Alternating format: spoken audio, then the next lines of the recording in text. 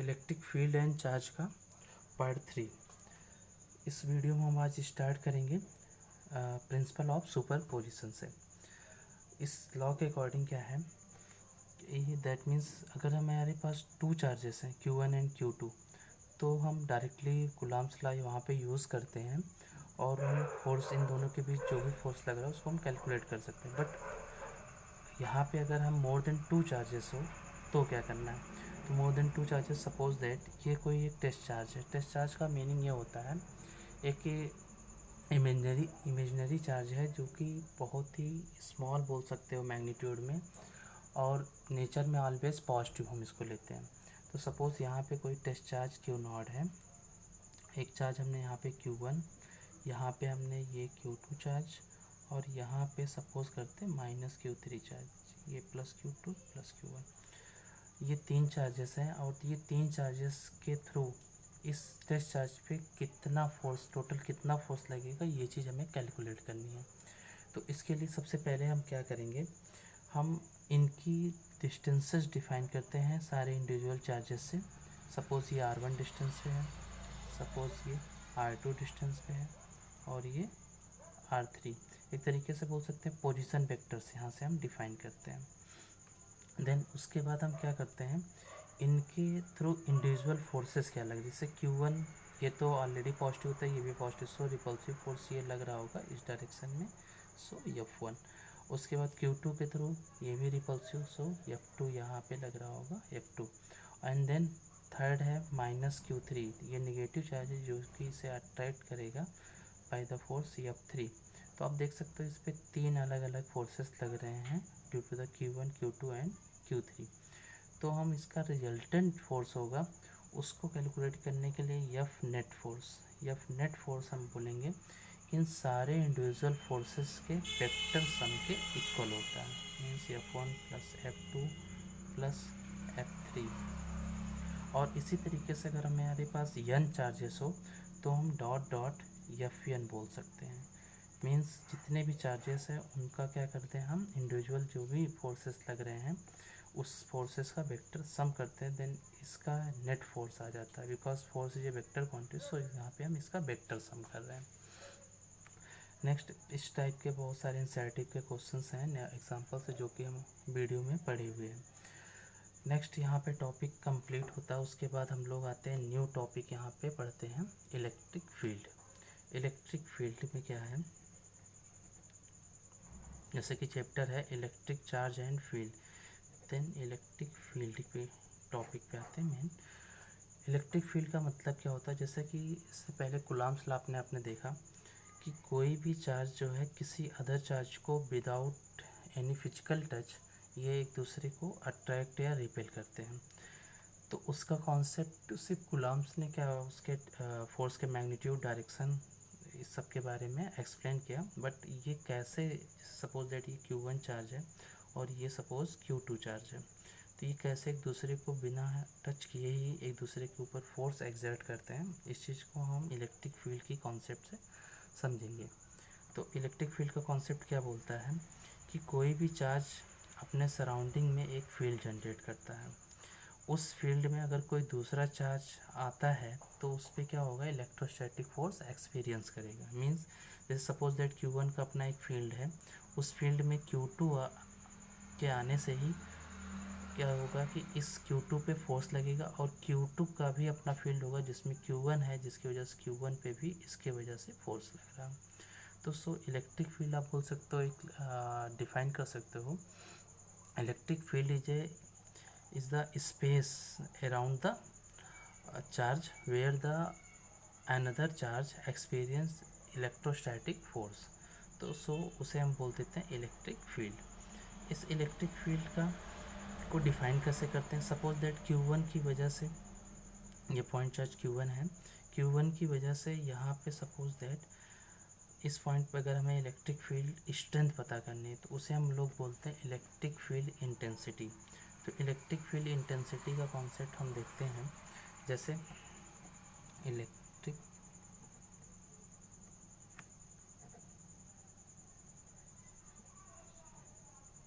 Field intensity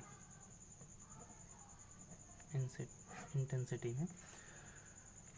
means electric field intensity का term आने का रीज़न क्या है, इलेक्ट्रिक फील्ड तो इसके सराउंडिंग में है, लेकिन आपने देखा होगा कि जैसे जैसे इनकी क्लोजनेस बढ़ती है या सेपरेशन इंक्रीज़ करती है, तो उन दोनों केस में क्या होता है, फोर्स इनका वेरी करता है।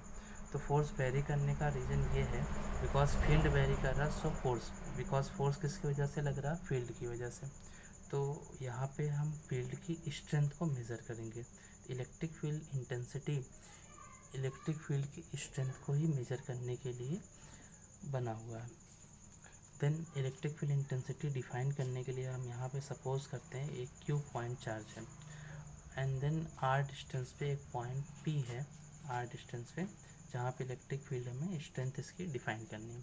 तो उसके लिए हम क्या करेंगे, यहाँ पे कोई एक टेस्ट चार्ज प्लेस करते हैं। जैसे ही टेस्ट चार्ज प्लेस करते हैं देन उस पर क्या लगेगा, फोर्स। तो ये जो फोर्स लग रहा था, हम बोलेंगे पर यूनिट चार्ज पे जितना भी फोर्स लगे उस फोर्स को ही क्या बोलते हैं, electric field intensity. That means electric field intensity is represented by E equal to हम लिख सकते हैं F by Q naught, because यहाँ पे क्यू नॉट रखा है। तो यहाँ पे हम ये फॉर्मूला यहाँ से डिराइव हो जाता है, इसको वेक्टर फॉर्म में इस तरीके से आप लिख सकते हो, electric field intensity is defined as the force on per unit charge, force on per unit charge.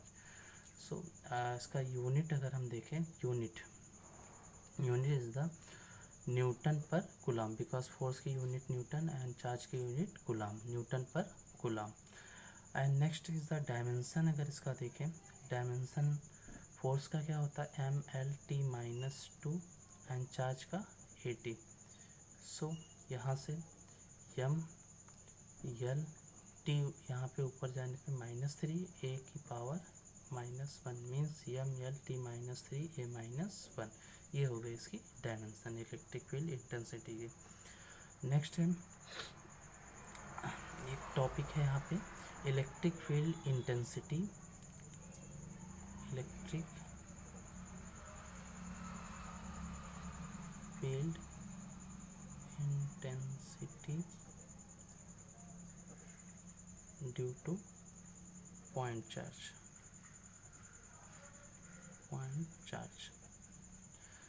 Because electric field is also a vector quantity. यहाँ पे आप ये नोट कर लो, ये भी क्या है, एक वेक्टर क्वांटिटी है। और दूसरी चीज़, इसकी डायरेक्शन जो है फोर्स के ही डायरेक्शन में, जिस डायरेक्शन में इलेक्ट्रोस्टैटिक फोर्स लगता है उसी डायरेक्शन में इलेक्ट्रिक फील्ड की डायरेक्शन होती है। Next electric field intensity due to the point charge. तो यहाँ पे एक छोटा सा डेरिवेशन है।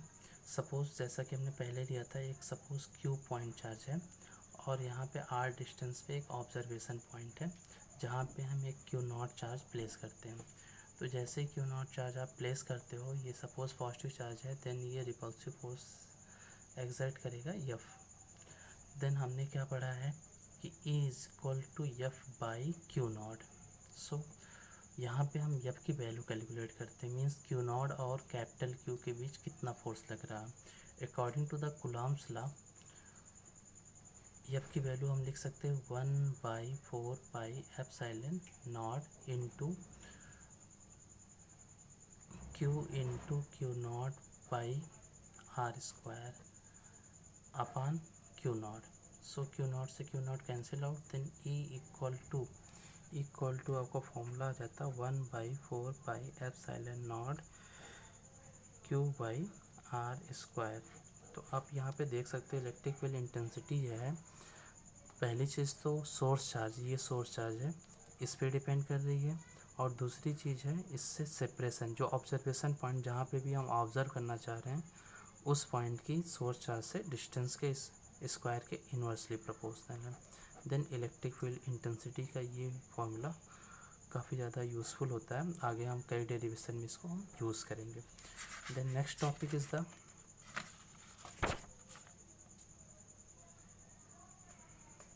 Next topic electric dipole movement, electric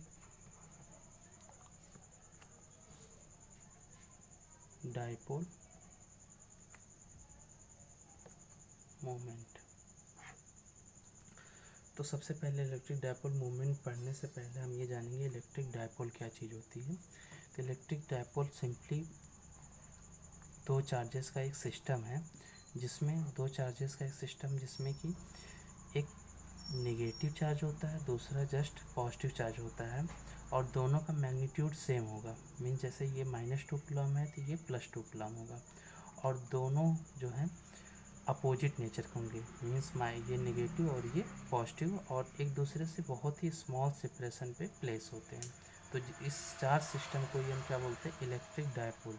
जैसे नाम से पता चल रहा है electric dipole means di means 2 type के पोल, मतलब इस सिस्टम में हमें 2 टाइप के पोल मिल रहे हैं, एक नेगेटिव जस्ट दूसरा एक पॉजिटिव, और इनके बीच के सेपरेशन बहुत ही स्मॉल रखते हैं।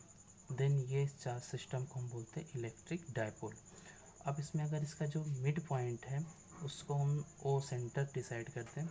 देन सेंटर से यल डिस्टेंस पे -q चार्ज और यल डिस्टेंस पे +q charge. So overall separation इनकी हो गई 2l। देन अब यहाँ पे हम इसका इलेक्ट्रिक डायपोल मोमेंट मीन्स इसकी स्ट्रेंथ को हम कैलकुलेट न्यूमेरिकली एक्सप्रेस करेंगे। तो उसके लिए हम रिप्रेजेंट करते हैं इसको P से। P is the electric dipole moment is defined as the either charge magnitude of either charge, किसी भी चार्ज का magnitude into separation between them। Separation इनकी कितनी है 2l, ओवरऑल सेपरेशन इनके बीच की आपस की कितनी है 2l, that means P into 2l। और ये भी एक वेक्टर क्वांटिटी ही होती है, और वेक्टर क्वांटिटी होने की वजह से इसमें की जो डायरेक्शन हम डिफाइन करते हैं माइनस चार्ज से प्लस चार्ज की तरफ, माइनस से प्लस की तरफ। ये हो गया इलेक्ट्रिक डायपोल मोमेंट की डायरेक्शन। सो आप बोल सकते हैं ये वेक्टर क्वांटिटी है। और दूसरी चीज़ इसकी यूनिट अगर देखें तो यूनिट हो जाएगी coulomb into metre, because charge की unit coulomb, length L is the length, length की यूनिट मीटर, टू से कोई मतलब नहीं है उनसे। एंड डायमेंशन अगर यहाँ पे देखें ए टी एंड यल, इसको सिंप्लीफाई मीन्स AT हो गया चार्ज की एंड यल हो गई लेंथ की। ये हो गया इसका डायमेंशन। नेक्स्ट अब इसी के यूज़ पे हम देखते हैं यहाँ पे नेक्स्ट टॉपिक में।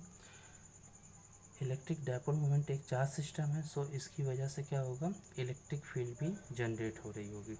तो सो इलेक्ट्रिक फील्ड जो भी जनरेट हो रही होगी उसमें हम ये देखते हैं इलेक्ट्रिक फील्ड हम फाइंड करेंगे, electric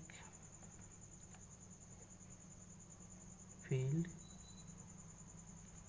due to dipole, electric field due to dipole. अब इस डायपोल में एक्चुअली में 2 पोजीशन बनते हैं। जैसे सपोज दैट डायपोल का 2 पोजीशन कौन कौन सा, एक तो ये सपोज ये मान लीजिए एक इलेक्ट्रिक डायपोल है, इसका सेंटर O है, इसकी एक्सिस के अलोंग दोनों चार्जेस की जो लाइन ज्वाइनिंग उसे हम एक्सिस बोलते हैं।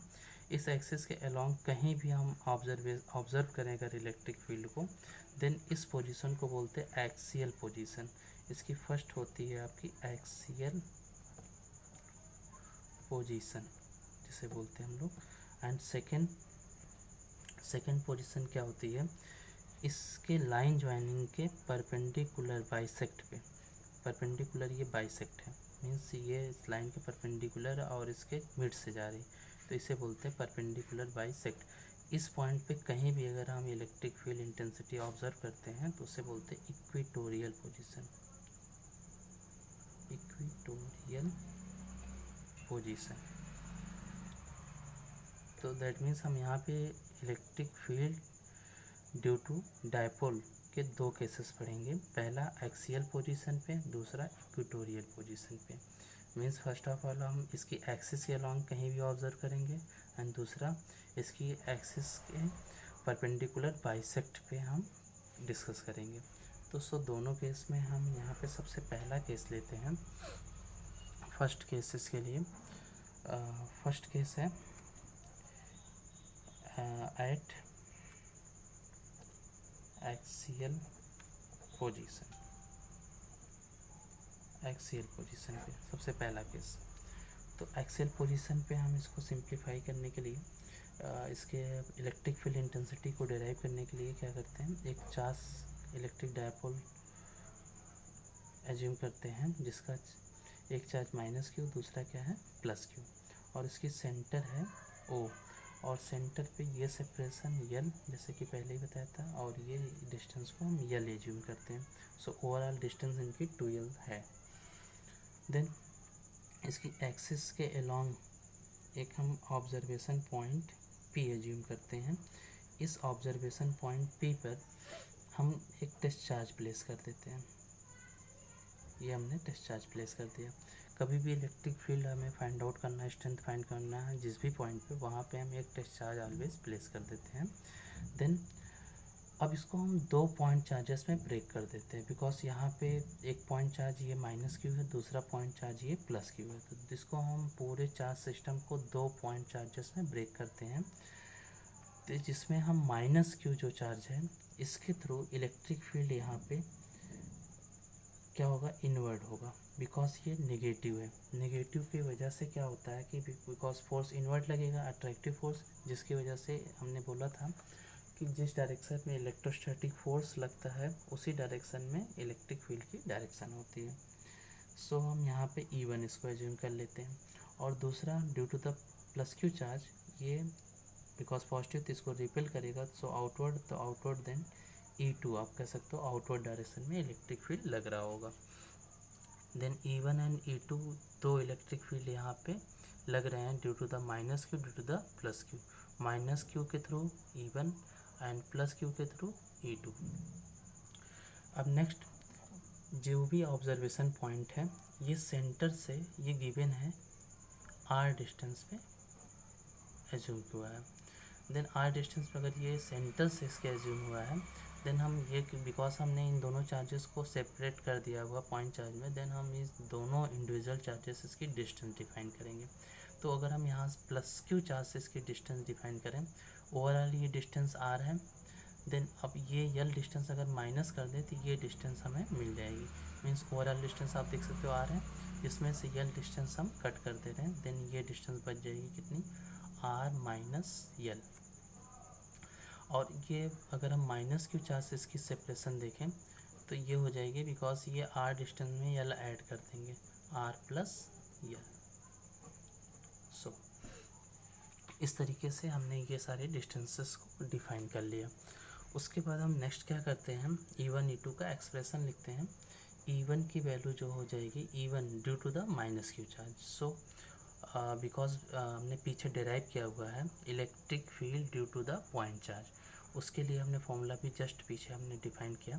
क्या होता, 1/4 pi epsilon not into source charge. Source charge यहाँ पे माइनस क्यू है, तो बट हम यहाँ पे सिर्फ और सिर्फ उसकी मैग्नीट्यूड को यहाँ पे पुट करते हैं, क्यू बाई, उसके बाद क्या है, डिस्टेंस का स्क्वायर, मीन्स सोर्स चार्ज और ऑब्जर्वेशन पॉइंट के बीच की जो डिस्टेंस है उसका स्क्वायर करते हैं, मीन्स r प्लस यल का whole square. Then next is the E2। E2 भी सेम तरीके से, E2 is the electric field due to the plus Q charge, it is also a point charge. So same formula apply करेंगे, 1/4 pi epsilon not Q by r minus L का whole square. सो E1 E2 की individual value हमें मिल गई।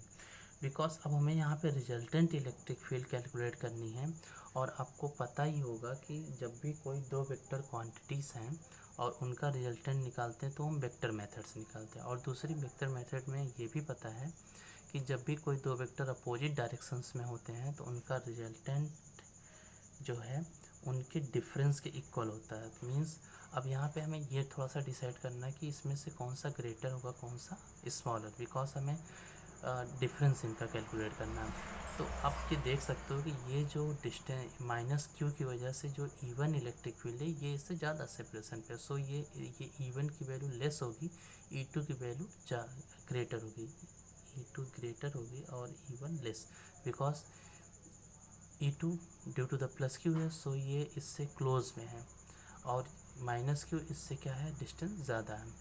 तो सो हम यहाँ पे लिखेंगे E2 minus E1, means greater से स्मॉलर को सब्ट्रैक्ट कर देंगे।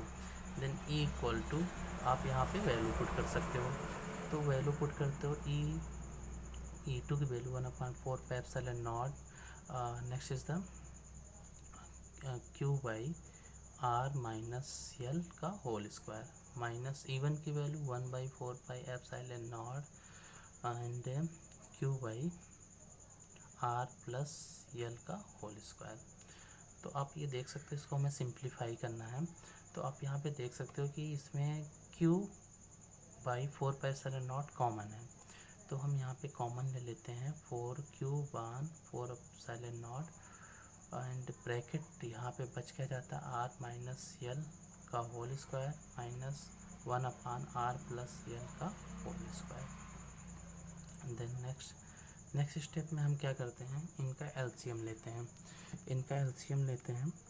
Q/4πε0 एलसीएम R-L का होल स्क्वायर R+L का होल स्क्वायर, बिकॉज इसमें कुछ भी कॉमन नहीं है, सो हम दोनों को यहाँ पे एलसीएम इनके मल्टीप्लिकेशन के इक्वल होगा। देन इस टर्म से अगर हम इसको डिवाइड करते हैं तो ये टर्म बच जाता है, ये टर्म ऊपर इसके न्यूमरेटर में मल्टीप्लाई करेंगे, देन ये आ जाएगा R+L का होल स्क्वायर माइनस R+L का होल स्क्वायर से ये डिवाइड करते हैं, देन ये आ जाएगा R-L का whole square.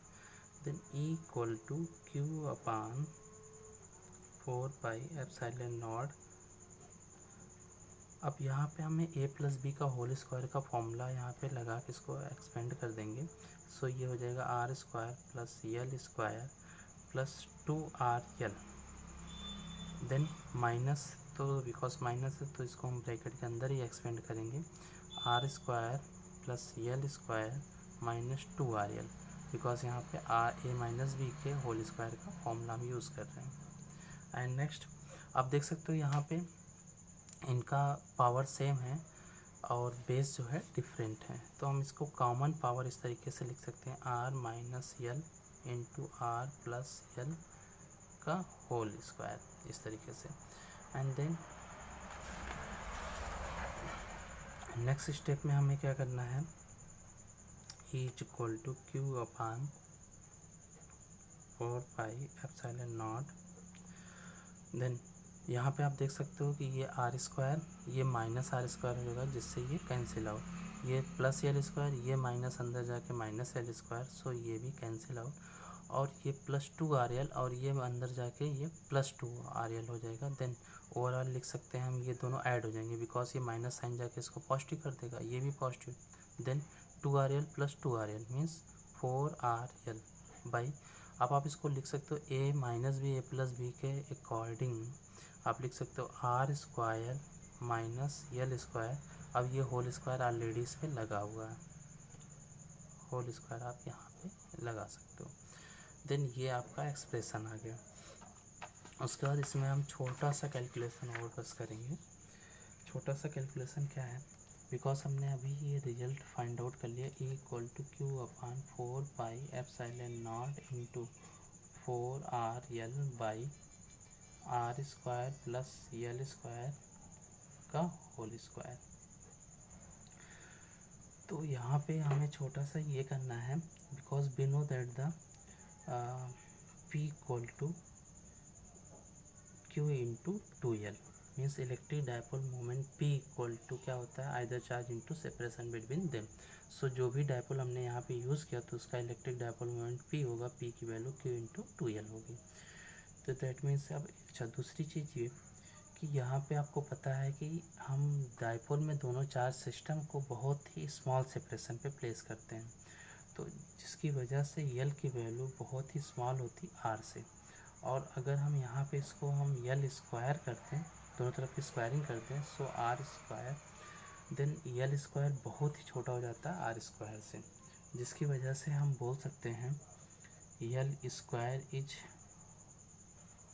Neglected with respect to बोल सकते हो आप R²।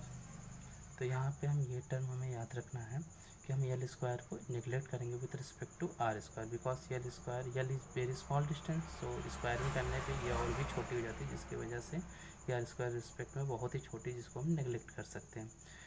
अब ये दोनों वैल्यू हम यहाँ पे पुट करते हैं। देन E = अब आप इसको ऐसे थोड़ा सा रीअरेंज कर सकते हो,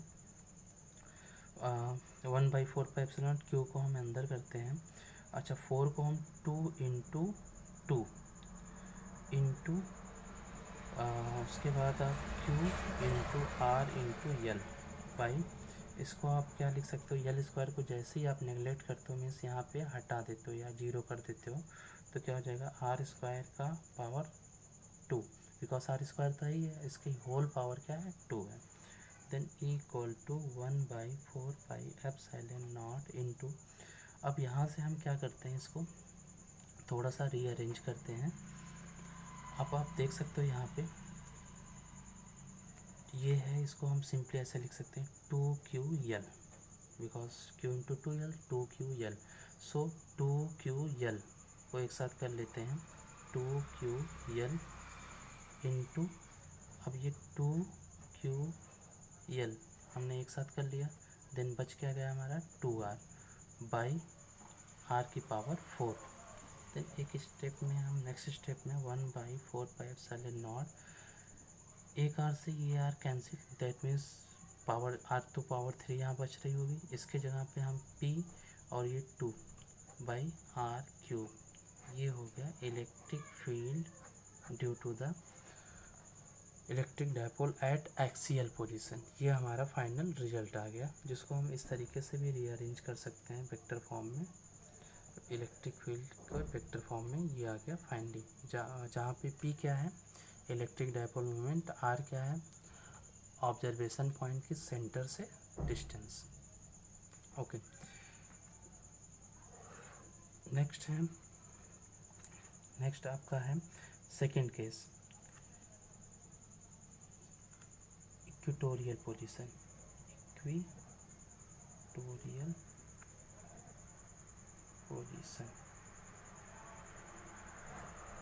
इक्वेटोरियल पोजीशन में हम यहाँ पे डिस्कस करते हैं कि कैसे हम इक्वेटोरियल पोजीशन में उसकी इलेक्ट्रिक फील्ड फाइंड आउट करेंगे। तो इसके लिए एक छोटा सा डायग्राम यहाँ पे हम ड्रॉ करते हैं। -Q चार्ज, ये है अपना +Q चार्ज, ये इसका सेंटर O। तो अब हमें क्या है, इसका परपेंडिकुलर बाइसेक्ट पे हमें फाइंड आउट करना। तो हम इसका परपेंडिकुलर बाइसेक्ट यहाँ पे देखें तो ये होगा परपेंडिकुलर बाइसेक्ट, जो कि r डिस्टेंस पे इसी परपेंडिकुलर बाइसेक्ट पे एक ऑब्जर्वेशन पॉइंट P एज्यूम करते हैं। इस P पॉइंट पे हमें फाइंड आउट करना है total electric field due to the electric dipole. तो इसके लिए सबसे पहले फिर से सेम प्रोसीजर, हम इन दोनों चार्जेस को पहले की तरह फिर से इसको हम दो अलग अलग पॉइंट चार्ज में ब्रेक कर देते हैं। और जैसे ही दो पॉइंट अलग अलग पॉइंट चार्ज में ब्रेक करते हैं, देन हमें सबसे ज़्यादा बड़ा मैटर ये होता है कि हमें इसका ये सिंगल चार्जेस से डिस्टेंसेस कैलकुलेट करना। अच्छा, ये है डिस्टेंस यल, ऑलरेडी हमें पता है डायपोल में सेंटर से ये डिस्टेंस को हम यल एज्यूम करते हैं, और ये डिस्टेंस आ रही, ये इतनी सारी चीज़ें गिवन है। देन अब इसको हमें कैलकुलेट करने के लिए क्या करते हैं, ये सपोज दैट ये डिस्टेंस हमें कैलकुलेट करना था, ये एक राइट एंगल ट्रायंगल फॉर्म हो गया। तो राइट एंगल ट्रायंगल में आप बोल सकते हो ये बेस यल है, परपेंडिकुलर आर है, सो अकॉर्डिंग ये हो गया हाइपोटेनियस। तो जिसके अकॉर्डिंग आप बोल सकते हो ये डिस्टेंस हो जाएगी r² + l², ये डिस्टेंस हो गई। और उसी तरीके से दूसरी चार्ज के भी डिस्टेंस हम डिफाइन कर लेते हैं, r² प्लस क्या हो जाएगा l²। ओके, देन यहाँ पे डिस्टेंसेस डिफाइन हो गई। उसके बाद हम यहाँ पे इंडिविजुअल चार्जेस के थ्रू हम इलेक्ट्रिक फील्ड यहाँ पे फाइंड आउट करते हैं। तो इलेक्ट्रिक फील्ड जैसे कि आप देख सकते हो ये नेगेटिव चार्ज है, नेगेटिव चार्ज का इलेक्ट्रिक फील्ड अगर हमें फाइंड करना है यहाँ पे, तो यहाँ पे एक टेस्ट चार्ज प्लेस करते हैं Q0। सो Q0 यहाँ पे जो चार्ज होगा उसकी वजह से ये इनवर्ड इलेक्ट्रिक फील्ड होगी, मीन्स E1। उसके बाद सेकेंड है आपका ये +Q चार्ज है, जिसकी वजह से ये रिपल्सिव होगी, फोर्स यहाँ पे रिपल्सिव लगेगी, so electric field outward E2। Next E1 E2, यहाँ पे 2 इलेक्ट्रिक फील्ड लाइंस यहाँ पे आपकी हो गई, E1 है E2। अब इस फिगर को थोड़ा सा कॉम्प्लिकेटेड हो जा रहा, तो हम इसको थोड़ा सा अलग करके यहाँ पे देख लेते हैं। जैसे कि ये पॉइंट है, ऑब्जर्वेशन पॉइंट P है, जहाँ पे Q0 चार्ज है, यहाँ पे एक E1 इनवर्ड है और E2 इस तरीके से आउटवर्ड है। और एक चीज़ और, यहाँ पे पी पॉइंट के लिए ये एंगल हम सपोज ये हमने हाइपोटेनियस ड्रॉ किया, राइट एंगल ट्रायंगल बनाया है, तो यहाँ पे ये एंगल को हम थीटा एज्यूम कर लेते हैं। उसी तरीके से इधर भी ये एंगल थीटा। सो अगर यहाँ पे ये एंगल थीटा एक हॉरिजॉन्टल लाइन यहाँ पे हम ड्रॉ करते हैं अगर, तो हॉरिजॉन्टल लाइन अगर ये एंगल थीटा तो ये भी क्या होगा theta, because alternate interior angle, because ये लाइन और ये लाइन हॉरिजॉन्टल है और ये तो so parallel, then according to the alternate interior angles are equal होती है, सो थीटा देन ये भी थीटा। उसके बाद ये जो है करस्पॉन्डिंग एंगल से आप बोल सकते हो ये एंगल भी थीटा होगी। तो सो यहाँ पे एक हॉरिजॉन्टल लाइन हम यहाँ पे भी ड्रॉ कर लेते हैं, जो कि यहाँ पे एंगल ये भी थीटा और ये थीटा। उसके बाद एक यहाँ पे हम वर्टिकल लाइन्स ड्रॉ करते हैं, वर्टिकल लाइन वाई एक्सिस, और ये है अपना horizontal line x axis. Then अब बिकॉज ये एंगल का हम E1 और E2 को हम इसका कंपोनेंट करेंगे, horizontal component and vertical component. तो हॉरिजॉन्टल कंपोनेंट जैसे E1 का अगर हमें करना हुआ तो E1 के लिए क्या हो जाएगा E1 cos थीटा, ये हॉरिजॉन्टल कंपोनेंट। आप लोगों ने क्लास 11 में पढ़ा होगा कि हम किस तरीके से किसी वेक्टर का कंपोनेंट करते हैं। देन E1 cos थीटा, और इसका वर्टिकल कंपोनेंट हो जाएगा मीन्स E1 sin थीटा। उसके बाद यहाँ पे नेक्स्ट आप बोल सकते हो यहाँ पे इसका हो जाएगा, ये कंपोनेंट वर्टिकल होगा तो सो E2 sin थीटा, और हॉरिजॉन्टल कंपोनेंट इसका भी हो जाएगा E2 cos थीटा। तो एक बार फिर से हम इस फिगर को एक्सप्लेन कर देते हैं। यहाँ पे हमने एक इलेक्ट्रिक डायपोल लिया -q +q चार्ज, इसका ये सेंटर है, सेंटर के इस लाइन के परपेंडिकुलर बाइसेक्ट से एक लाइन हमने पास किया जिसे हम बोल सकते हैं परपेंडिकुलर बाइसेक्ट। तो इस परपेंडिकुलर बाइसेक्ट पे कोई भी ऑब्जर्वेशन पॉइंट लेते हैं तो इसे बोलते हैं इक्वेटोरियल पोजीशन। ये डिस्टेंस r पे है, तो यहाँ से हमने एक लाइन ड्रॉ करके इस पर्टिकुलर -q चार्ज से इस ऑब्जर्वेशन पॉइंट की डिस्टेंस कैलकुलेट कर ली बाय द पाइथागोरस थ्योरम से, राइट एंगल ट्रायंगल फॉर्म हो गया। So r² + l²। Same procedure हमने सेकेंड +q चार्ज के लिए भी किया, √r² + l²। And then because ये नेगेटिव चार्ज है तो नेगेटिव चार्ज के थ्रू इलेक्ट्रिक फील्ड क्या होगी इनवर्ड होगी, मीन्स ये इसको अट्रैक्ट कर रहा होगा, तो अट्रैक्ट कर रहा होगा सो जिस डायरेक्शन में फोर्स उसी डायरेक्शन में इलेक्ट्रिक फील्ड इनवर्ड उसी लाइन के अलॉन्ग लगेगी, दोनों की लाइन ज्वाइनिंग के अलॉन्ग। और दूसरी यहाँ पे +q के उसी इसके दोनों के लाइन ज्वाइनिंग के अलॉन्ग आउटवर्ड, बिकॉज ये इसको ये पॉजिटिव है तो ये डिस्चार्ज भी ऑलरेडी पॉजिटिव होता है, सो इसको रिपेल कर रहा होगा, सो ये रिपल्सिव फोर्स आउटवर्ड। और यहाँ पे हमने एक हॉरिजॉन्टल लाइन ड्रॉ की, इस हॉरिजॉन्टल लाइन और ये भी हॉरिजॉन्टल ही लाइन है, तो सो इस पर्टिकुलर पॉइंट के लिए यहाँ पे जो एंगल बन रहा है इसको हमने थीटा एज्यूम किया, तो सो ये एंगल थीटा था, देन ये भी हो जाएगा थीटा, और इससे ये भी angle theta because corresponding angles, ये अल्टरनेट इंटीरियर एंगल से।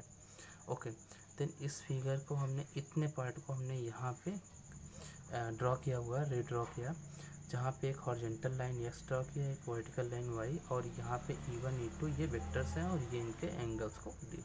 और उसके बाद हमने क्या किया, इनके कंपोनेंट्स किए हुए हैं, इसके vertical component E1 sin theta, horizontal component E1 cos theta, और उसी तरीके से E2 का भी किया हुआ है, vertical component E2 sin theta और हॉरिजॉन्टल E2 cos थीटा।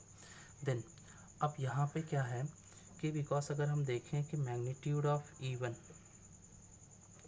और मैग्नीट्यूड ऑफ E2 आपस में इक्वल होंगे, बिकॉज दोनों का सोर्स चार्ज का मैग्नीट्यूड भी सेम है। आप दूसरी चीज़ ये डिस्टेंस देख सकते हो, दोनों के लिए ये डिस्टेंस भी सेम है, ये डिस्टेंस।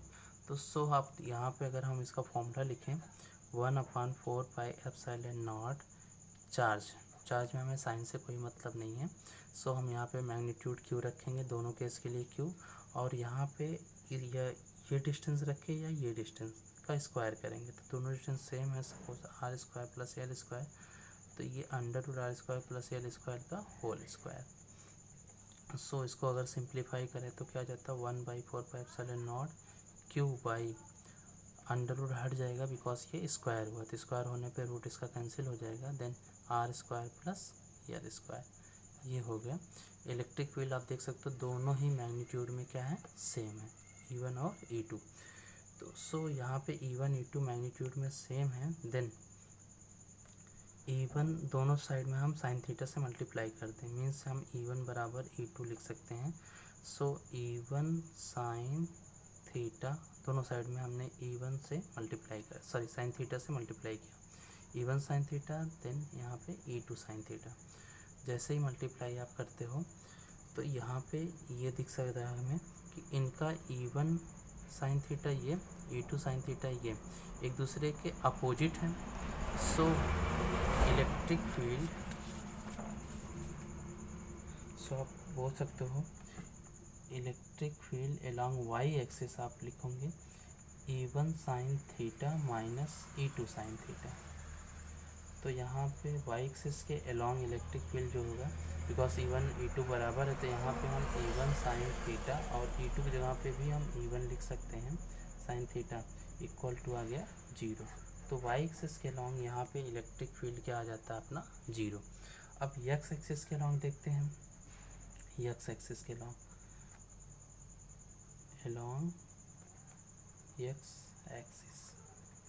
एक्स एक्सिस के अलोंग यहाँ पे देखते हैं। एक्स एक्सिस के अलोंग अगर हम यहाँ पे देखें तो आप यहाँ पे ये देख सकते हो कि एक्स एक्सिस के अलोंग जो है E1 cos थीटा और E2 cos थीटा दोनों सेम डायरेक्शन में आ रही हैं, और दोनों अगर सेम डायरेक्शन में आ रही तो हमें पता ऑलरेडी कि जब भी कोई दो वेक्टर सेम डायरेक्शन में आती हैं तो उनका रिजल्टेंट उनके अलजेब्रिक सम के इक्वल होता है। सो हम एक्स एक्सिस के लिए हम क्या लिख सकते हैं, एक्स एक्सिस के लिए ये लिख सकते हैं E1 cos theta plus E2 cos theta.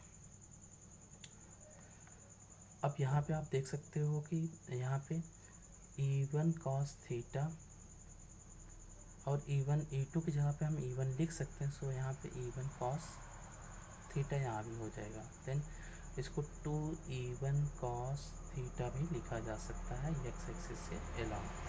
Then अब यहाँ पे हम E1 की वैल्यू पुट कर देते हैं। E1 जैसा कि हमने अभी यहाँ पे कैलकुलेट किया है, E1 की वैल्यू कितनी है 1/4πε0 Q/r² प्लस L², या E1 हो या E2 दोनों की वैल्यू सेम है। सो यहाँ पे ये न्यूमेरिकल ये जो वैल्यू हमने कैलकुलेट की यहाँ पे पुट कर देते हैं। देन इसको यहाँ पे पुट करते हैं 2 इंटू E1 की वैल्यू हमने अभी निकाली 1/4πε0 Q/r² प्लस L² इंटू, अब यहाँ पे एक टर्म आता है cos थीटा। 2 E1 की वैल्यू हमने यहाँ से कैलकुलेट करके रख दिया, अब cos थीटा आता है यहाँ पे। cos थीटा की वैल्यू हम इसी ट्रायंगल से निकालते हैं, ये वाला ट्रायंगल आप देख सकते हो। ये इस ट्रायंगल में cos की वैल्यू अप्लाई कर देते हैं, बिकॉज cos में राइट एंगल ट्रायंगल में cos theta is equal to आप लिख सकते हो बेस अपॉन हाइपोटेनियस। तो बेस क्या है L, इसके अकॉर्डिंग बेस है L अपॉन हाइपोटेनियस क्या है अपना √r² plus L²। That means इसको ऐसे भी लिखा जा सकता है L upon r² plus L² की पावर 1/2। सो cos थीटा की ये वैल्यू हम उठा के उस इक्वेशन में पुट कर देते हैं। फिर से